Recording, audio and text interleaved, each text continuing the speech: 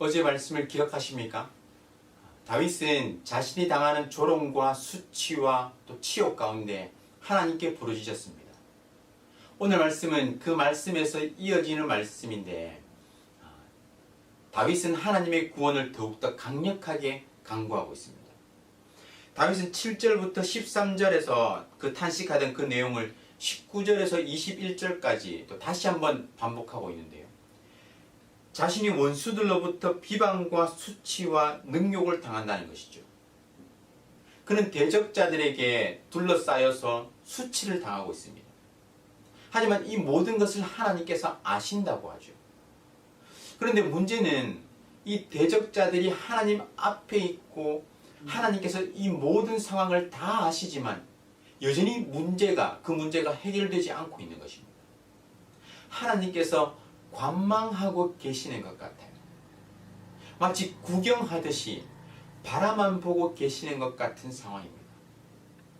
그것이 다윗에게는 고통이었고 또 아픔이었습니다.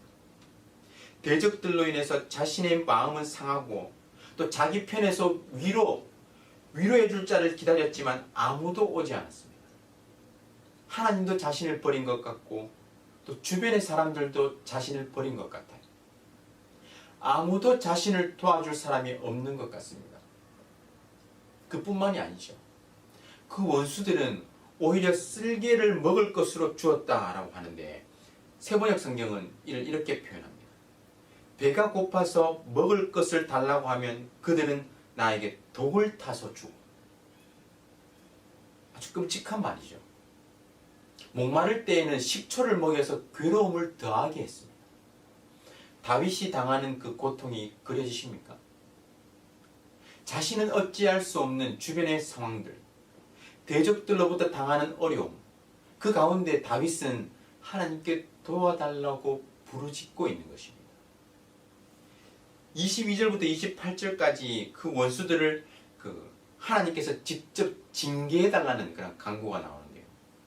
원수들이 드리는 제사와 음식을 받아주지 마시고 오히려 그것이 올무와 덫이 되어서 그들을 사로잡아달라고 간구합니다. 그들의 눈이 어두워 보지 못하고 또 허리는 휘청거려 제대로 걷지 못하게 해달라고 간구해요. 그들에게 불타는 진노를 부어달라고 간구합니다. 24절을 한번 보세요. 주의 분노를 그들의 위에 부으시며 주의 맹렬하신 노가 그들에게 미치게 하소서. 마치 소돔과 고모라 심판이 떠오르지 않습니까? 그들의 죄악과 그로 인한 부르짖음으로 인해서 하나님께서 불과 유황으로 그 진노를 소돔에 쏟아붓는 그런 모습과 같습니다. 하나님의 불타는 진노, 격렬한 진노를 대적들에게, 원수들에게 부어달라고 간구하는 것입니다. 그런데 이러한 간구 가운데 다윗은 자신이 겪는 어려움에 대한 그 본질을 제대로 직시하고 있습니다. 26절 말씀인데요. 무릇 그들이 주께서 치신 자를 핍박하며 주께서 상하게 하신 자의 슬픔을 말하였사옵니다. 무슨 말입니까? 자신이 겪는 모든 고통과 어려움이 하나님으로 인한 것임을 알고 있는 것입니다. 하나님께서 자신에게 주신 것임을 알고 있는 거예요. 자신의 범죄함과 연약함으로 인해서 하나님의 공의의 심판에 따라서 자신이 어려움을 겪고 있다. 이것을 알고 있는 것이죠. 그래서 다윗은 하나님으로부터 진노와 책망을 받을지라도 그 대적들로부터 조롱당하지 않도록 간구하는 것입니다. 하나님으로부터 받는 진노, 그것은 본인이 달게 받지만 대적들로부터 조롱당하지 않도록 간구하는 거예요.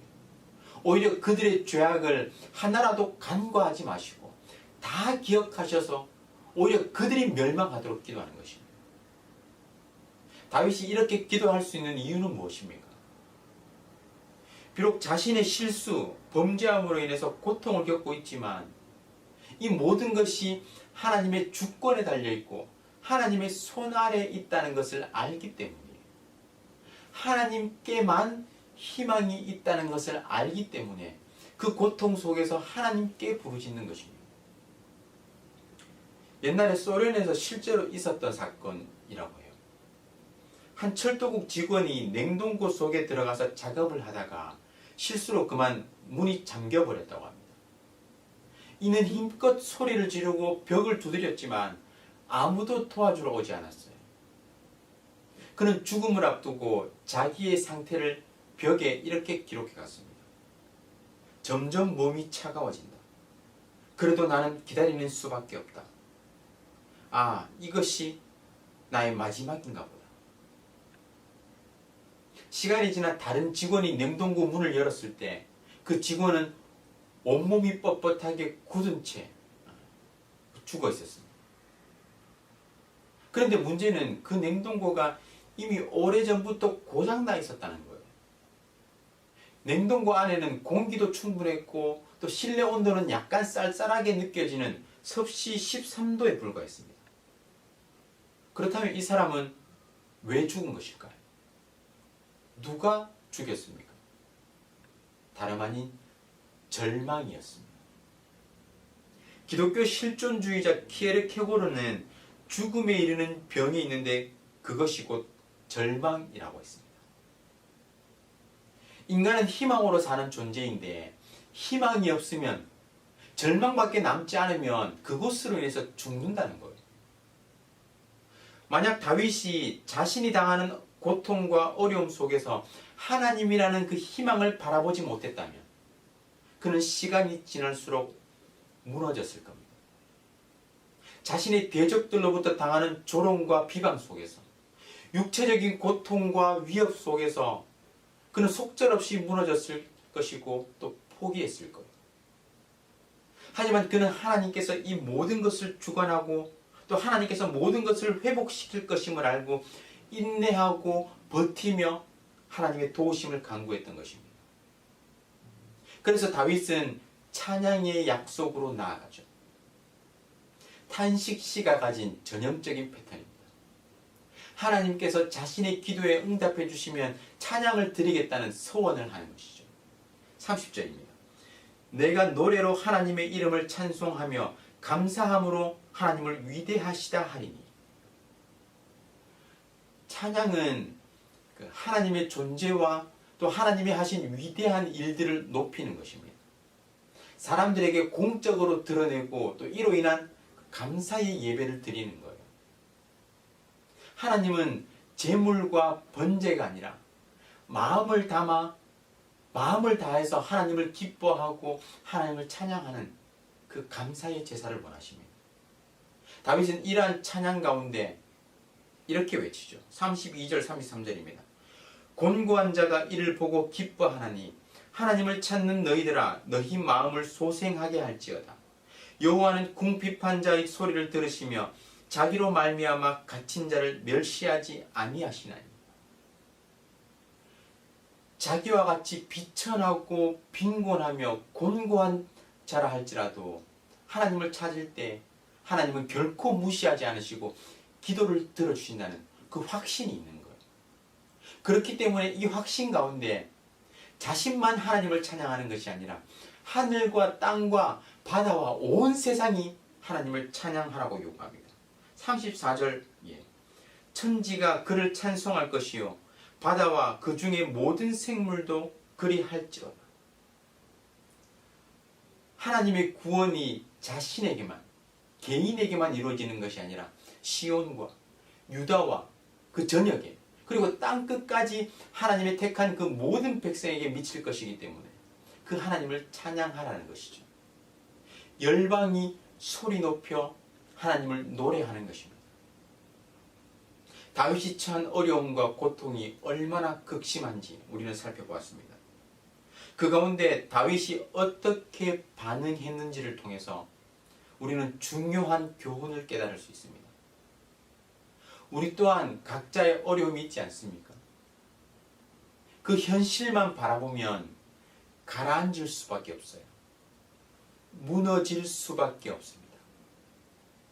하지만 모든 것을 주관하시는 하나님께 희망을 두고 그 하나님을 바라보는 거예요. 그분께서 뒤집어 엎으시고 또 회복해 하실 것이라는 희망을 가지고 그분을 의지하는 것입니다.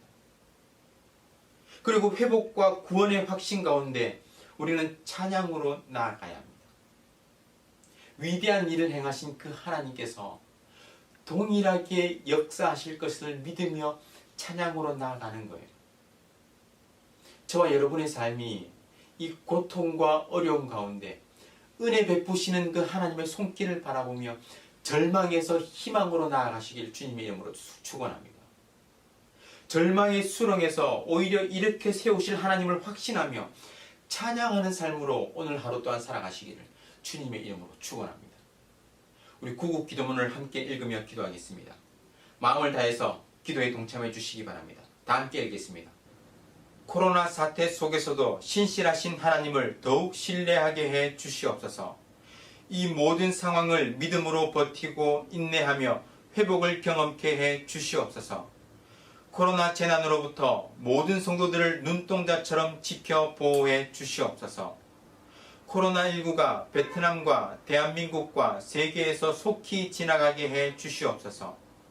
모든 가족과 함께 마음과 정성을 다해 하나님께 예배드리게 해 주시옵소서. 모든 성도가 경성에서 회개하고 의로운 삶의 열매를 맺게 해 주시옵소서. 교회의 생명사역을 적극 추진할 수 있는 여건을 속히 허락해 주시옵소서. 성도들이 처한 모든 환난과 어려움 가운데 피할 길을 허락해 주시옵소서. 성도들의 생업과 삶의 터전을 지켜주시고 결코 좌절하지 않게 해 주시옵소서.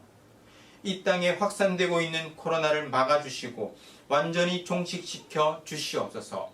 존귀하신 예수 그리스도의 이름으로 기도드립니다. 아멘. 오늘 말씀을 기억하며 기도하겠습니다. 절망과도 같은 오늘의 현실 가운데 여러분들은 어떻게 하루하루를 보내고 계십니까? 절망의 현실만 바라보면 얼마 가지 않아 무너집니다. 하지만 그 현실보다 그 문제보다 더 크신 하나님을 바라볼 때 희망을 가질 수 있어요. 그 하나님에 대한 믿음과 희망이 우리를 버티게 하고 인내하게 하는 것입니다. 절망의 수렁에서 건지시는 하나님을 확신하며 여러분이 서 있는 자리에서 하나님께 찬양과 감사로 나아갈 수 있도록 기도하시기 바랍니다. 그리고 구국 기도문으로 나라와 민족과 교회의 회복을 위해서 각 개인과 가정의 기도 제목을 가지고 다 함께 간절하게 기도하시겠습니다.